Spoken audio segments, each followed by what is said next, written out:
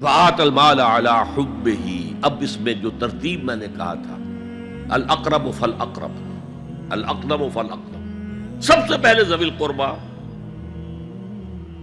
اور اس میں اکثر و بیشتر ہم سے کوتاہی ہوتی ہے۔ دور دراز کے لوگوں کے ساتھ نیکی ہو رہی ہے، سگے بھائی کی بیوہ اور یتیم بچے جو ہیں وہ محروم ہیں، انہوں نے اس وقت یہ کر دیا تھا، یہ کر دیا تھا۔ ظاہر بات ہے کہ رشتہ داروں سے تو شکایتیں ہوتی ہیں، یہ تو ہمیشہ ہمارے مخالف رہے ہیں جی، ان کی ہم کیسے مدد کریں؟ اگر تو اللہ کے لیے دینا ہے تو پہلا حق ان کا ہے۔ من احب للہ وابغض للہ واعطى للہ ومنع للہ، اللہ کے لیے دیا ہے اگر تو اپنے اس نفس کے جو انتقام کا جذبہ ہے اس کو کچلو، اور جس کا سب سے پہلا حق ہے اس کو پہنچاؤ، حق بحقدار رسید، ذوی القربى والیتامى، جو بے سہارا رہ گئے، باپ کا سایہ نہ رہا، والمساکین، مساکین کسے کہتے ہیں؟ مسکنت کہتے ہیں کم ہمتی۔ آپ کو معلوم ہے آج کل ایک مرض کہلاتا ہے نیورستھینیا، آدمی دیکھنے میں ہٹا کٹا ہے، صحت مند ہے، لیکن اندر سے اس کی کوئی ہمت ایسے جواب دے گئی ہے کچھ کر ہی نہیں سکتا، وہ ہے مسکین۔ اسی لیے جو فرمایا گیا یہودیوں کے لیے ضربت علیہم الذلۃ والمسکنہ، ذلت کے معنی بھی کمزوری، اور مسکنت کم ہمتی، ہمت ختم ہو گئی۔ تو جو اپنے پاؤں پر نہیں کھڑا رہ سکتا اس وجہ سے کہ اس میں وہ ہمت کم ہو گئی ہے، وہ بھی مستحق ہے۔ وابن السبیل، اور مسافر۔ پرانے زمانے میں آپ کو معلوم ہے نہ سرائیں تھیں، نہ کچھ اور تھا، نہ ہوٹل تھے، پھر اگر کہیں راستے میں چوری ہو گئی، ڈاکہ پڑ گیا، تو آدمی جو ہے گھر میں خود ہے، کفیل ہے، اچھا ہے۔ اس وقت کی حالت ایسی ہو گئی۔ ہمارے ہاں بیگرز نے اسی کو ایک بہت بڑا بہانہ بنایا ہوا، جی میں آیا تھا وہاں سے اور یہاں سے، اور میری جیب کٹ گئی، سب کچھ چلا گیا، اب مجھے واپس جانے کے لیے کرایہ چاہیے۔ اکثر و بیشتر جھوٹے کیسز ہوتے ہیں۔ اگر آپ کسی کو پکڑ لیں اور ساتھ لے کر کہیں تحقیق کراؤ تو وہ بھاگ جائے گا، پھر نہیں آئے گا اس مسجد میں۔ لیکن یہ کہ ابن السبیل یہ بھی ایک کھاتا ہے۔ والسائلین، یہ ذرا تفصیل طلب معاملہ ہے۔ اسلام کی تعلیم بڑی متوازن ہے۔ ایک طرف سوال کی مذمت ہے، مت اپنا دستے سوال دراز کرو کسی کے سامنے۔ جو شخص ہاتھ پھیلاتا ہے مانگنے کے لیے، وہ اپنی عزت نفس کو ہتھیلی پر رکھ کر آپ کے سامنے پیش کر رہا ہے، اور آپ ٹھوکر مار دیتے ہیں اس کی عزت نفس کو۔ مانگو اللہ سے، اللہ کسی کے دل میں ڈالے تمہاری ضرورت پوری کر سکتا ہے، بغیر اس کے کہ تم کسی کے سامنے دستے سوال دراز کرو۔ تو سخت مذمت ہے، اور خاص طور پر بیگری جو ایک انسٹیٹیوشن بن گیا ہے، ایک پیشہ بن گیا ہے، وہ تو اسلام کی تعلیمات کے منافی ہے۔ اور جس طرح کی ہم خیرات بانٹتے ہیں، 5 روپے کا نوٹ دے رہے ہیں مانگنے والوں کو مسجدوں کے باہر، سمجھ رہے ہیں ہم نے حاتم طائی کی خبر کو لات مار دی، حالانکہ حقیقت میں آپ انسٹیٹیوشن آف بیگری کو سپورٹ کر رہے ہیں۔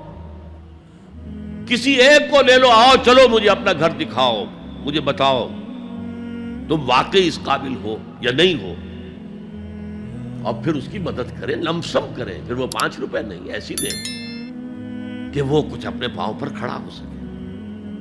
میں نے 1 روپیہ نہیں کہا، کہ 1 روپیہ تو اب کوئی شے نہیں رہی، لیکن یہ کہ 5 روپے کا نوٹ بھی آپ نے تقسیم کرنے شروع کر دیے، یہ کیا ہے؟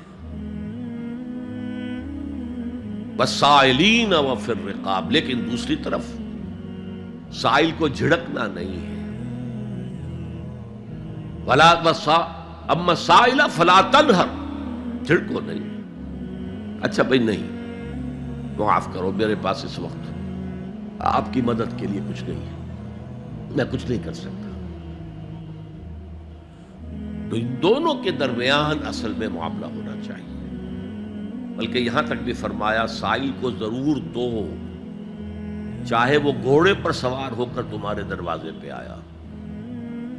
کیا پتا اس کی واقعی الجھن کیا ہے؟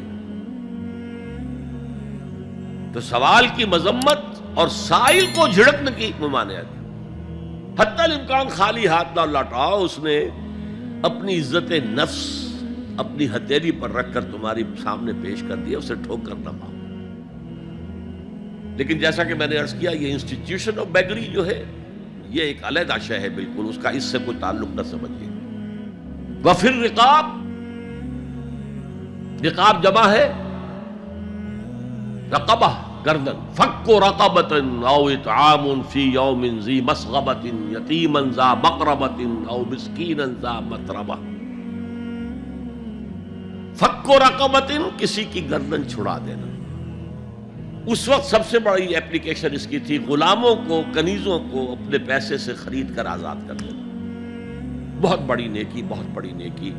اور حضرت ابو بکر رضی اللہ تعالیٰ عنہ کے دفتر فضائل میں سب سے اونچا کام یہ ہے کہ جن غلاموں کو اور جن کنیزوں کو ستایا جا رہا تھا، their owners, their masters، ان کے آقا کو حق حاصل تھا، جو چاہے کریں ان کے ساتھ، قتل کر دے، کوئی پوچھنے والا نہیں ہے۔ میں پہلے بھی عرض کر چکا ہوں، میری ملکیت ہے، جیسے میری بکری میری ملکیت ہے، میں نے اس کو ذبح کیا، گوشت کھا لیا، تم کون ہوتے ہو پوچھنے والے؟ میرا غلام تھا، میں نے قتل کر دیا، تم کون ہو پوچھنے والے؟ ان کو حضرت ابو بکر نے خرید کر آزاد کیا اور منہ مانگے دام دیے۔ حضرت بلال کے لیے امیہ ابن خلف نے اتنی بڑی رقم مانگی، حضرت ابو بکر نے کہا ٹھیک ہے لو۔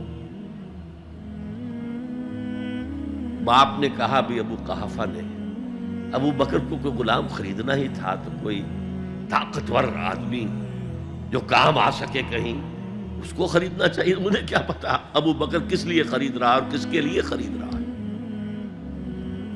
آج کے دور میں اس کی اپلیکیشن ہوگی، کوئی شخص جو ہے اگر قرض میں اس طرح جکڑا جائے کہ لاکھ ہاتھ پاؤں مارے نکل نہیں سکتا، اس کو کوئی لمپ سم مدد دے کر اس قابل کیا جائے کہ وہ پھر اپنے پاؤں پر کھڑا ہو جائے۔ یہ نہیں کہ اسے آپ ہر مہینے کچھ رقم دیتے رہے مینٹیننس کے لیے، نہیں، اس سے تو وہ اسی پوزیشن میں رہے گا۔ یہ بعض مائنورٹی کمیونٹیز کے اندر یہ معاملہ موجود ہے۔